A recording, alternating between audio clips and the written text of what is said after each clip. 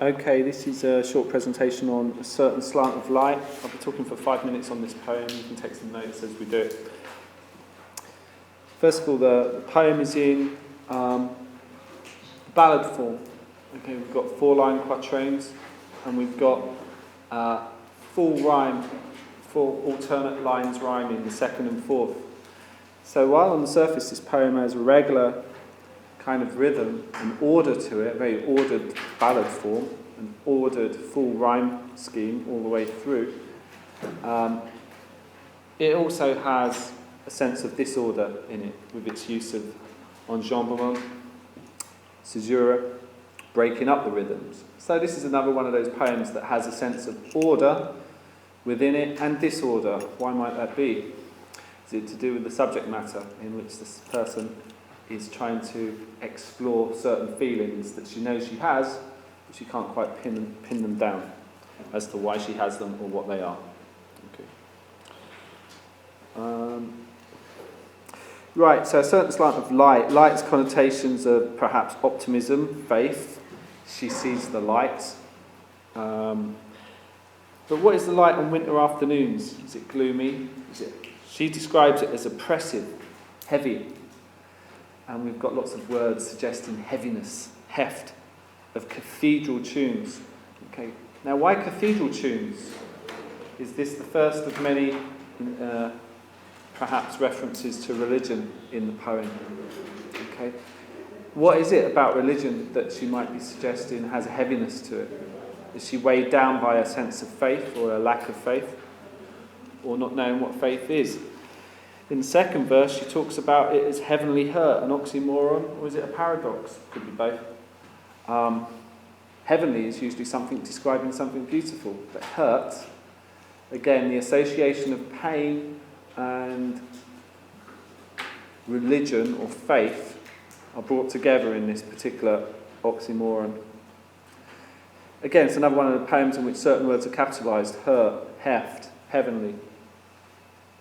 Highlighting or drawing out, emphasising certain words that perhaps emphasise certain themes, pain and faith.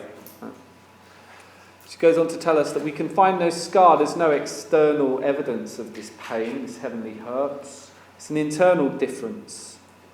Okay? Is it psychological? Is it psychological damage that she's feeling? Is this one of those poems in which she's exploring emotional states?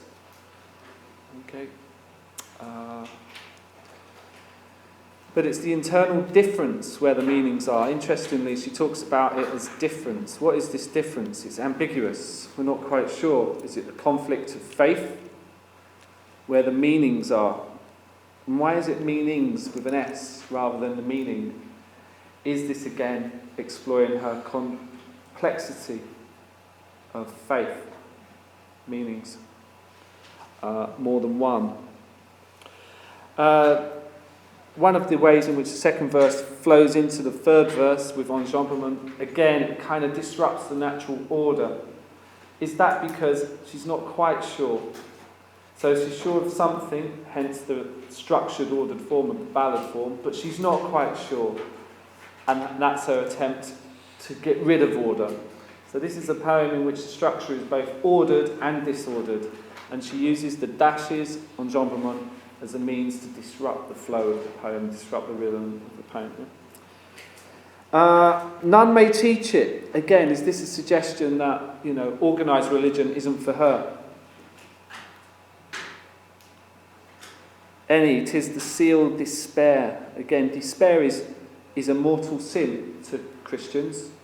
To be without hope, which is what despair is seen as a sin. It goes against religion, and despair is about loss of faith in God's forgiveness. And maybe that might be the thing that she's referring to as quite oppressive. Is her loss of faith, is her despair, is that what's weighing her down? It's an imperial affliction. An affliction is an illness. Okay, but why imperial? Imperial suggests empires, powerful leaders. Is it God? Is imperial suggested? Is it connotations of God again and of the heavens?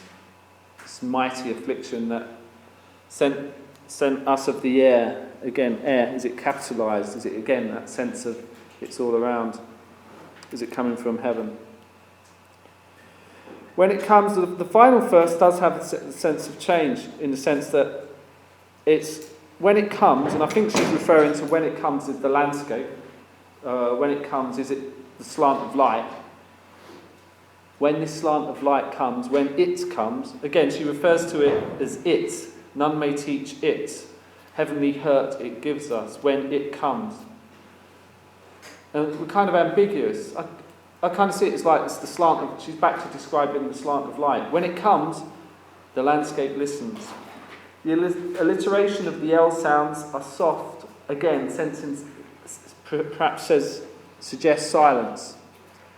The landscape listens, very soft sounds. Again, is it emphasising the silence? Personification, nature, is something that comes up in quite a few of her poems, you might remember. Shadows hold their breath. Again, the personification of shadows. But we're getting that sense of silence, right, in this final verse. And is this silence brought on by the light? But when it goes, again, when the light goes, because it's only a certain slant of light, suggesting a small slice. Okay, people often talk about life as being just a sliver of light between two immense darknesses. So a slant of light suggests it's just narrow, fleeting, passes, it's temporary. Is that light the faith that she describes? But when it goes, tis like the distance on the look of death. So she ends with quite a powerful summary about the loss of light. Is it about the loss of faith, perhaps? And is the simile of like, it's like the distance on the look of death. Again, that idea is quite a powerful suggestion. It's not about death, but she's describing a psychological state as being like death, like many of her other poems.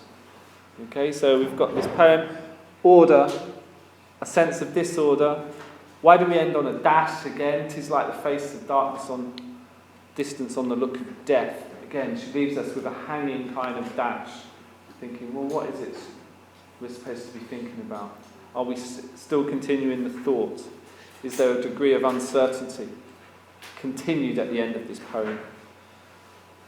So this poem has got lots of perhaps connotative references to religion, but lots of references to pain and heaviness as well. Does faith bring with it its own heaviness? But the last verse seems to suggest this loss of light, when the light does go, it's even worse. It's like distance of death, distance on the look of death. Again, a sense of loneliness or isolation on the face of death. That is about all I could say about this poem. Thank you.